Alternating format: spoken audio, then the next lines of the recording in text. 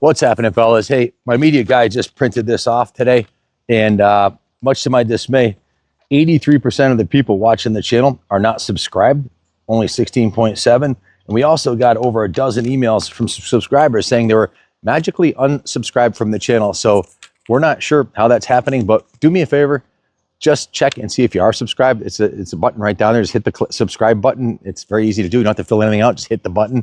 Maybe you hit it inadvertently with your finger and unsubscribe, but it helps us grow the channel.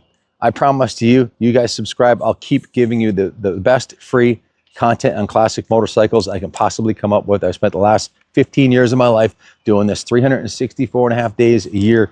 And that's all I ask. It's free, and it would help us grow the channel. So we got a deal. You guys subscribe, and I'll keep pumping out the great content for you. Thanks for watching, and God bless America. Guys, feast your eyes on the class of 1974 Honda XR75. What was it like to be 12 years or 13 years old in 1974 and see one of these under the tree? That was 52 years ago. I was 9 years old when this bike came out, and it was the envy of the neighborhood. One of my friends, David, had one of these. I had a GT80, and he had a pipe on his, and I was always jealous of how wicked the thing sounded. And I was thinking, I was just riding it around, if you heard this thing coming down the street, you'd think it would be like a 250 or something. It just sounds so wicked. That little four-stroke makes such a great sound. And this one has been completely rebuilt. New piston, new rings, new base and head gaskets, new plugs, new spark plug. The car has been totally rebuilt. The airbox has been rebuilt. The fuel system's been gone through. The tank's been restored with a new fuel petcock, new fuel lines, new fuel filter. And the airbox has been redone with the new air filter. And check out the exhaust on it. It's a brand new J&B racing equipment exhaust, megaphone exhaust, just like the ones they made back in the 70s. It sounds wicked. It's got a polished aluminum mount on it. The engine case has been polished, a new clutch. It hauls my 220-pound butt up and down the driveway, no problem. Wheelies on command. These were notoriously reliable bikes. They pretty much ran forever, but most of them were running to the ground, and they had issues with the frames breaking because kids jumping them. The frame's mint on this one. Starting with the mint frame, it was repainted.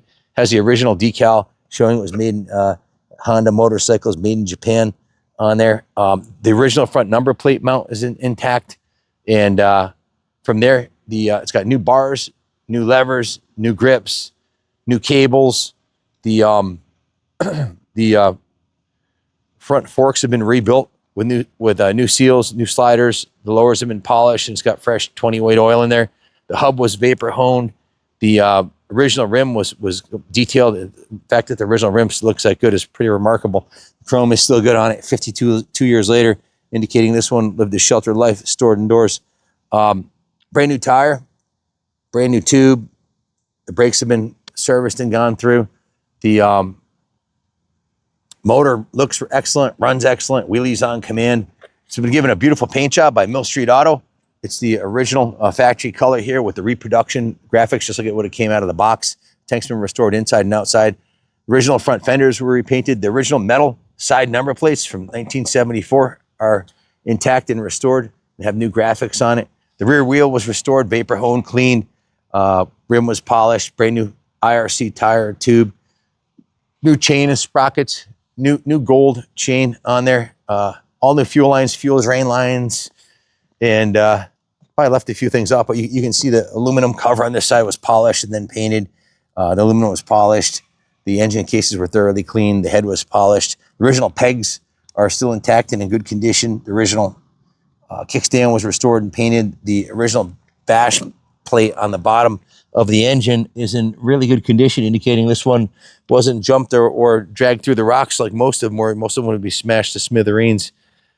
Totally gone through top to bottom. The work order here has a total of 62 hours of shop labor at $150 an hour. That's $9,300 for this frame up restoration and engine rebuild and paint job and polishing and going through every nut and bolt on the bike.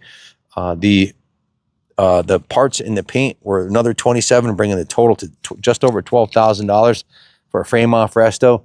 Those are the original shocks with the new reproduction 116 Showa stickers on there.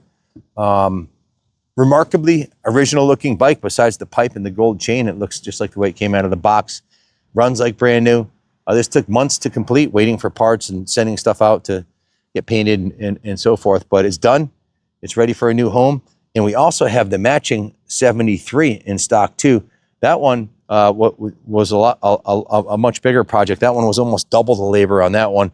This one was in really nice condition when we got it. It didn't need nearly as much, but still, it takes a long time to do a frame off and paint every component on the bike and polish all the aluminum and rebuild the engine and, you know, chase some parts. It's time consuming. This one's done. It's got a new kill switch on it too. Everything works beautifully. The original chrome on the on the mounting bolts for the bars in the fork caps and in the steering stem bolt, all the original chrome is intact as well as on the gas cap. So if you have any questions about it, give us a call, 860-454-7024.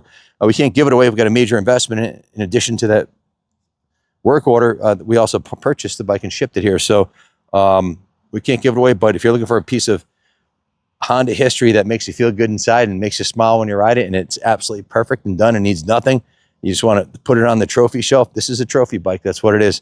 I'm not sure I'd want to drag it through the mud, but it sure is fun to ride in the tar and as a pit bike. And it's almost too nice to take through the track again. But heck, if you wanted to, you could do it. It's totally rebuildable.